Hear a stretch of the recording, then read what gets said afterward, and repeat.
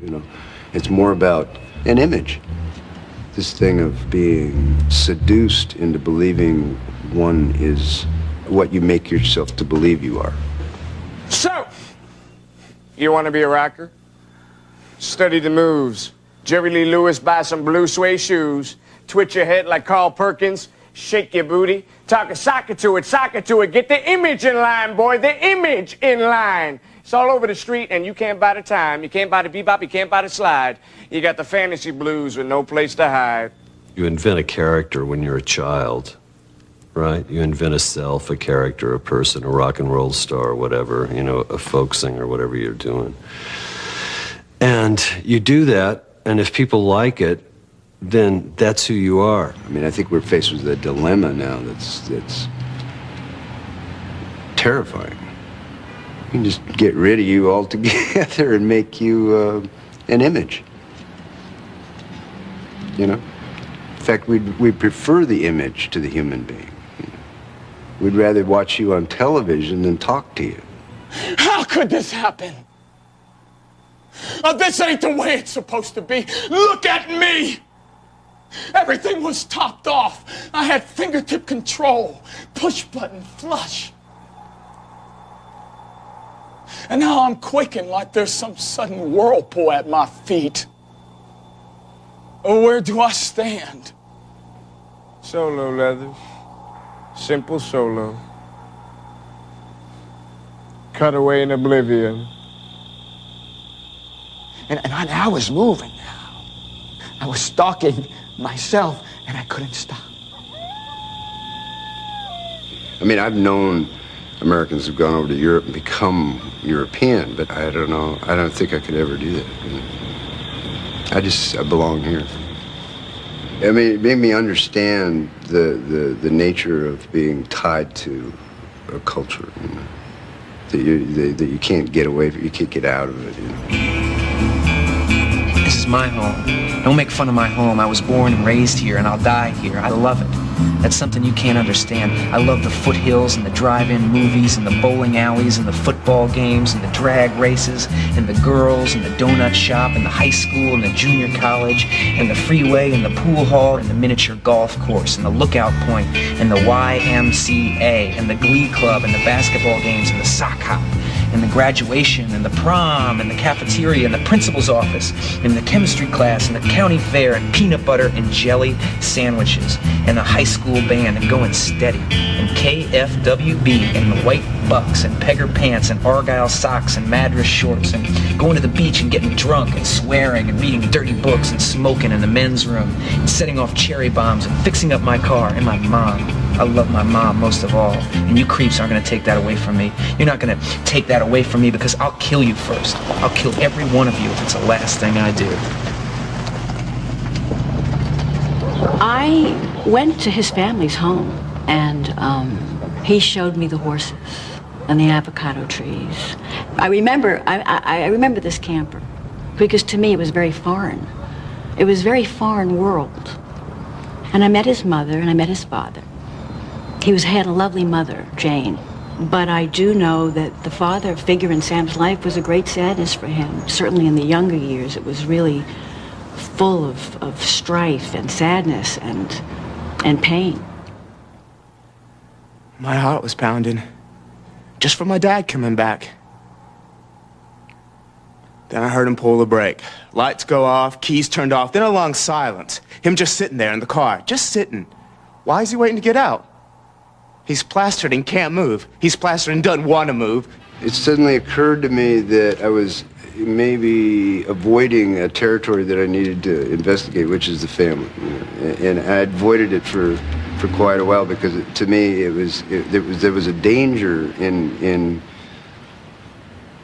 I was a little afraid of it, you know, particularly around my old man, you know, and all of that emotional territory, you know. I didn't really want to tiptoe in there, and then I thought, well, maybe I better. So I guess it started with curse. Then I heard the door of the Packard open, a pop of metal, dogs barking down the road. Door slams, feet, paper bag being tucked under one arm, paper bag covered in tiger rose.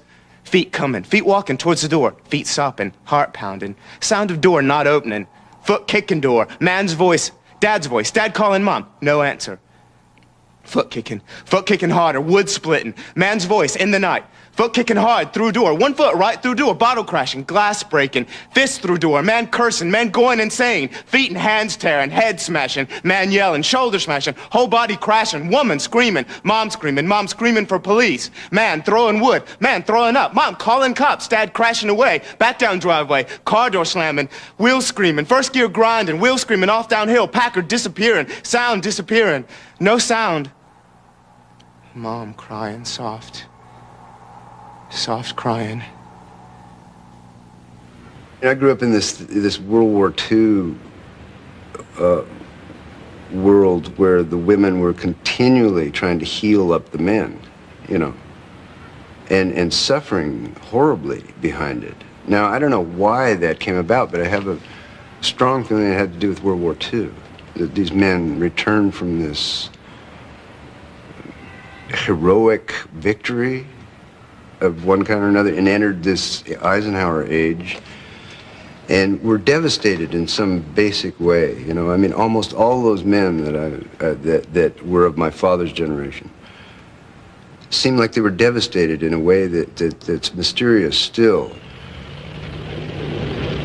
1943, the Office of War Mobilization was invented. My dad is dropping bombs on Italy. I'm born without a clue. 1943. There's a little motor court on the outskirts of Mountain Home, Idaho. Through some secret code system my father's worked out on postcards with my mother, she deciphers the exact room number and time to meet him. No bomber pilot is supposed to reveal his itinerary to even the closest blood relative. 1943. He'd be so nice to come home to. Don't get around much anymore. Coming in on a wing and a prayer. 1943. My father is having a nightmare on one of the twin beds in the bungalow of the motor court in Mountain Home, Idaho. I'm sleeping in the bottom drawer of the dresser that's been pulled out on a throw rug. My mother is quietly taking a shower. My father is seeing bombs raining on Italy. He sees the hand-painted cartoon faces on these bombs falling away. He sees his own white hand stretching out of the cockpit window, desperately clutching, trying to catch these painted monster cartoon creatures before they smash the blank face of Italy. 1943. God is my co-pilot hits the bestseller list. I'm born without a clue. There was a trauma that was mysterious, and the women didn't understand it, and the men didn't understand it. So the medicine was booze, for the most part, booze. You recognize poison, right? You recognize it when you see it? Yeah. Yes, you do. I can see that you do. My poison scares you. Doesn't scare me. No. You're either growing up or you're lying. See, I never saw my old man's poison till I was much older and you much older, and then you know I recognized it. How? Because I saw myself infected with it. That's how I saw me carrying it around, his poison in my body. You think that's fair? I don't know. What do you think? You think I asked for it? What is it anyway? You're thick. You're really thick. You know, I watched my old man move around. I watched him move through rooms. Watch him keeping out of the way of things. Out of the way of my mother. Away from my brothers. I watched him on the sidelines. Nobody saw him but me. Everybody was right there, but nobody saw him but me. He lived apart. Right in the midst of things. He lived apart.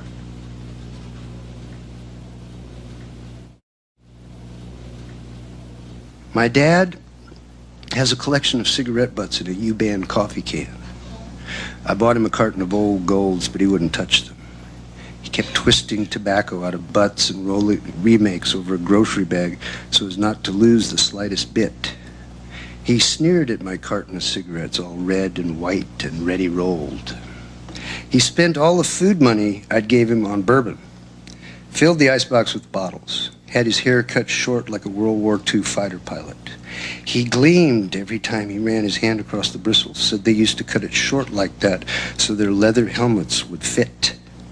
Showed me how the shrapnel scar still showed on the nape of his neck. My dad lives alone on the desert.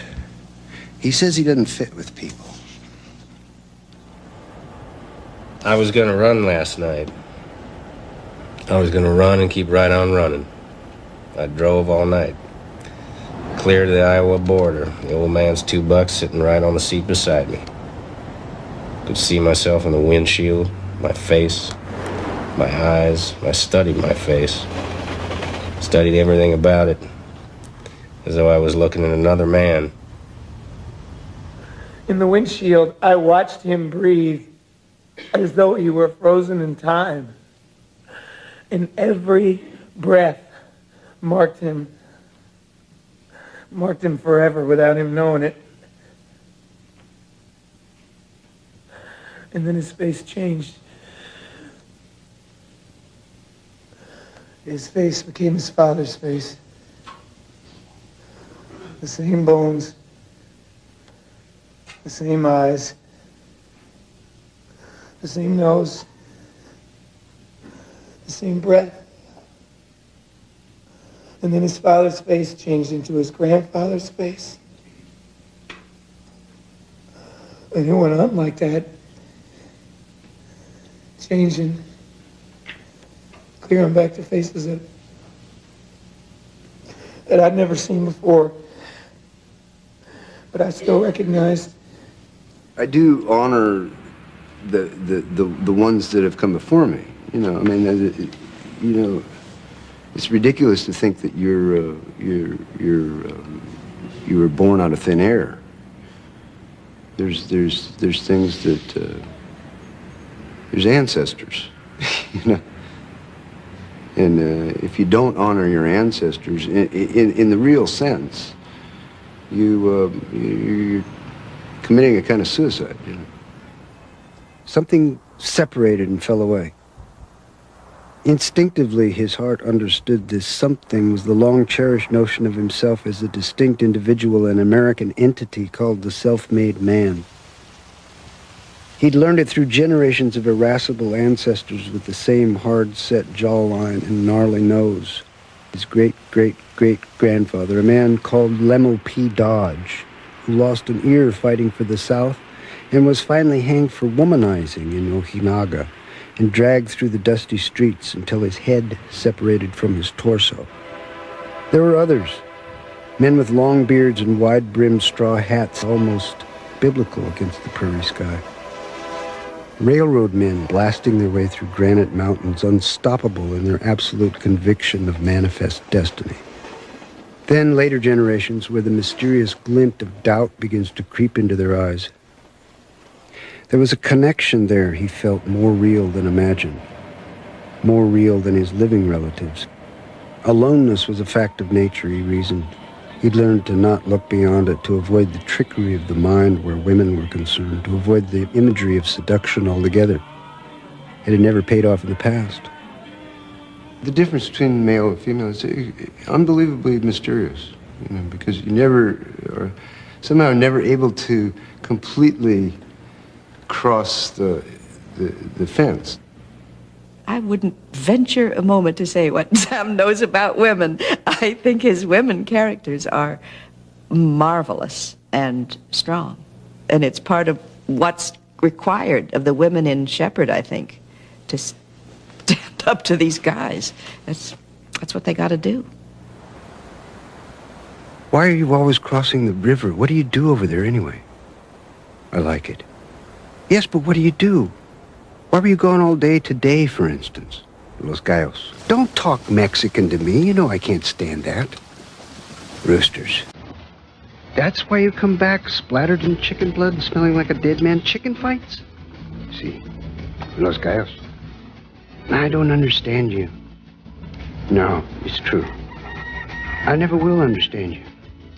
Probably not. Who are these women in the back of the truck? Gabriel's sisters. Sure. You were gone all day with them? They rode him back. What'd you do over there with them? I told you. Cockfights, that's all you did? Watch a bunch of poor dumb chickens rip each other to ribbons? Why are you always going over there? Can't you find what you want in Texas? Texas is tame. Tame? Yes. Texas is tame? That's your answer? I have no answer. Why can't you just stay home? You should come over with me sometime. You'd like it. Mexico scares me. I've told you that. But why? I don't speak the language. It's no reason. Everything about it terrifies me. I always think I'm about to be murdered over there. This menacing wildness. All humans are foreigners over there, even Mexicans. You have no business going over there all the time. One day you'll be killed. Wait and see. I mind my own business. Why don't you just go live over there if you like it so much? Why even bother coming back? I come back because of you. Why me? I'm the opposite of you. Maybe that's it.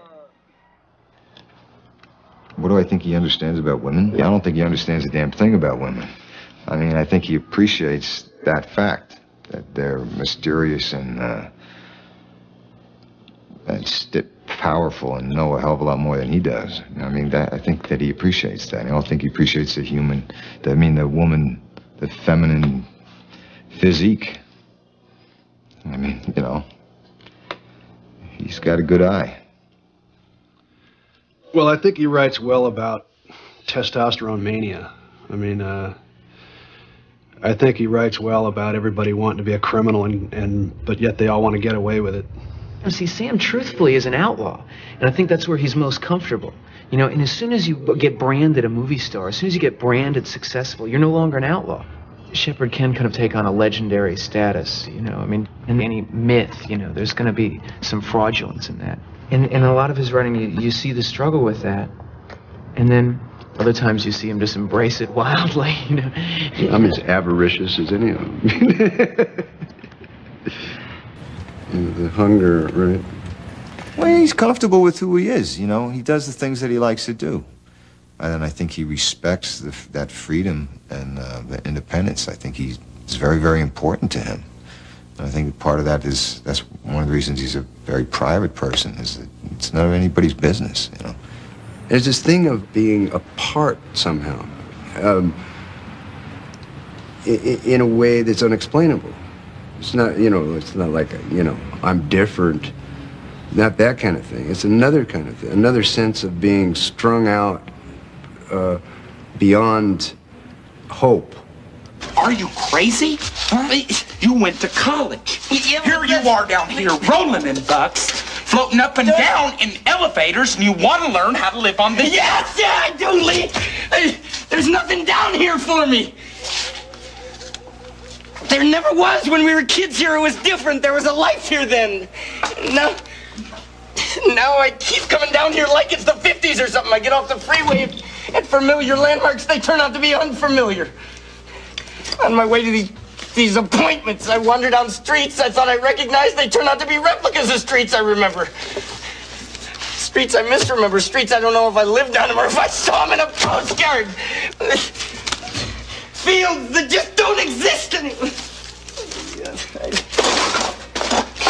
Well, there is no point in crying about that now. There's nothing real down here, Lee. Least of all me. Well, I can't save you from that. Yeah, you can let me come with you. Guys. No, Lee, let me come with you. Let me. Now, do you actually think that I choose to live out in the middle of nowhere? Huh? You think it's some kind of philosophical decision I took? Boy, I live out there because I can't make it here. It's very interesting to me, aloneness. Very interesting. Because it's always this balance between aloneness and being a part of a community or a part of, you know. It's always been interesting to me from the very start. You know. This exile. It's why Beckett is so powerful, I think. You know, it's all about exile, about banishment, about being cut away. And then at the same time having to take part, you know. In fact, he had no notion now of which direction to take or what highway. It was a coin toss. He tried to picture a destination. Lexington, El Paso, Boulder City. He had no idea. They all ran together. He tried to see himself being there somewhere, arriving. Albuquerque, maybe?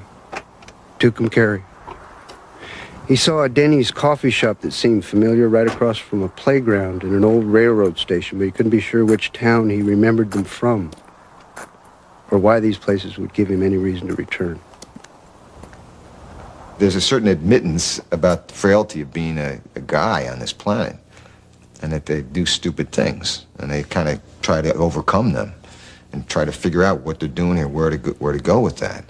He's an elusive person. And that's part of his charm, and it's also what's, for me, has always been a little scary. That elusiveness, that mysteriousness is very powerful. There have been times when I've felt like, when I've gotten a big hug, and then there are times when it's like a nod. And, you know, that can be scary. That's Sam Shepard, right? New York is like a theater. That's why I can't live here. I mean, this is not it's an arena. It's a place to do your work and then go. And then build work out of, you know, your real life.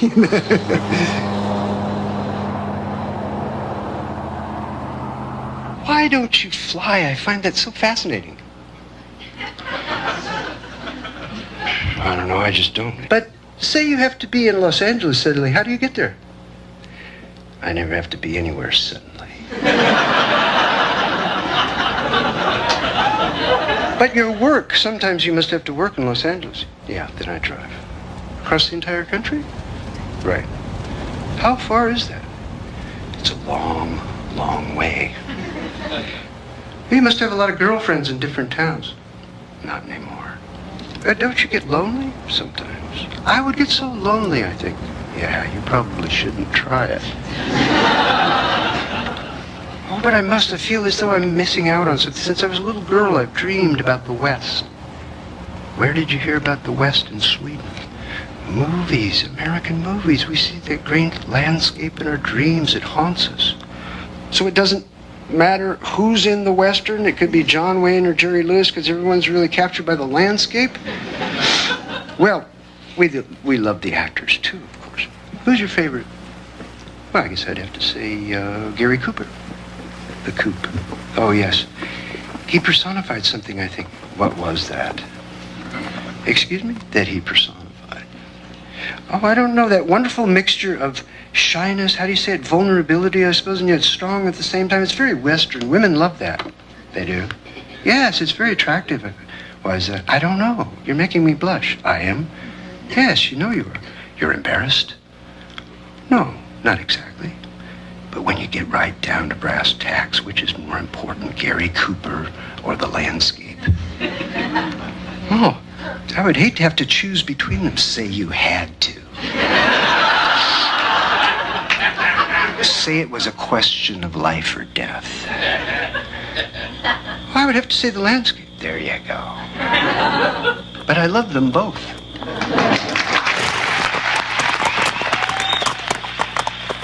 For a behind-the-scenes look at this and other great performances programs, visit PBS online at the internet address on your screen. Now what'd you do, Lee? I convinced him! Coming up next, stay tuned for True West, Sam Shepard's volatile tale of two brothers starring Gary Sinise and John Malkovich. He liked my story, pure and simple.